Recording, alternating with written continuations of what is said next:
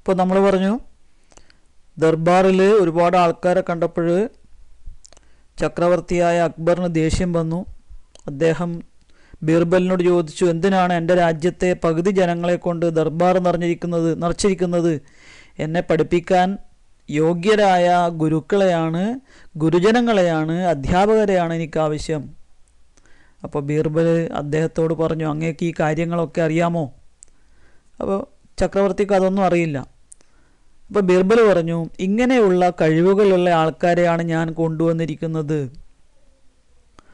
അപ്പോൾ ഷാഹംഷാ അക്ബറിന് മനസ്സിലായി ബീർബൽ എന്താണ് ഉദ്ദേശിച്ചത്. അദ്ദേഹം പറഞ്ഞു, ഞാൻ ഇത്രയും കാലം വിചാരിച്ചത് നിങ്ങളൊരു സർവജ്ഞനാണ്, എല്ലാ അറിവുമുള്ളയാളാണ്. അപ്പോൾ നിങ്ങളും ഒരു വിദ്യാർത്ഥിയാണ് അല്ലേ ബീർബൽ? അപ്പോൾ ബീർബൽ പറഞ്ഞു, ഞാനങ്ങനെ സർവജ്ഞനൊന്നും അല്ല. ബാത്ത് കാര്യം ഇസസേ ഉലട്ട് ഹേ ജഹാംബന, കാര്യം മറിച്ചാണ് ചക്രവർത്തി.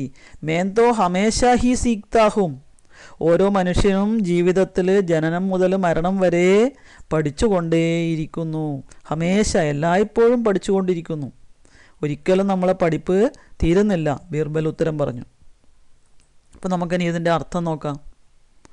അർത്ഥലിഗോ ഗരീബ്, ദരിദ്രൻ അല്ലേ, പണമില്ലാത്തവൻ.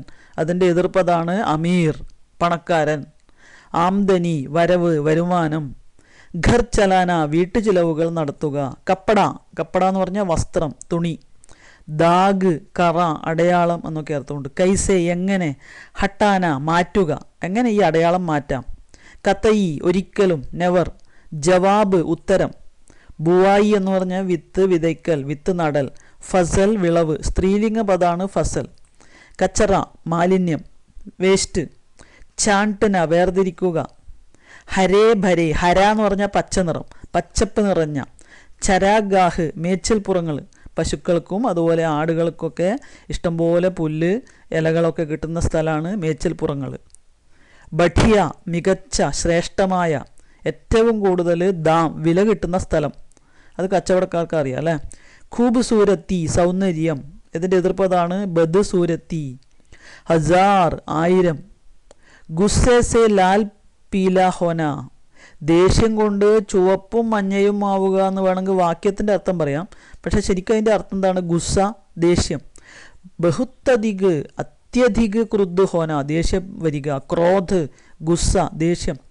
ചില്ലാന, ഉറക്കെ പറയുക, ദേഷ്യപ്പെട്ട് പറയുക. ശാന്തിസെ, ശാന്തതയോടെ. മൗജൂദ്, ഹാസിർ, സന്നിഹിതരായ, അവിടെ വന്നിരിക്കുന്ന. ഹർ, ഓരോ. ശഖ്സ്, വ്യക്തി. കുച്ചിന കുച്ച്, എന്തെങ്കിലും. ഹറേക്ക്, ഓരോരുത്തരും. പത്ത, അറിവ്, അഡ്രസ്സ് എന്നൊക്കെ അർത്ഥമുണ്ട്. പ്രത്യേക്, ഓരോരുത്തരും.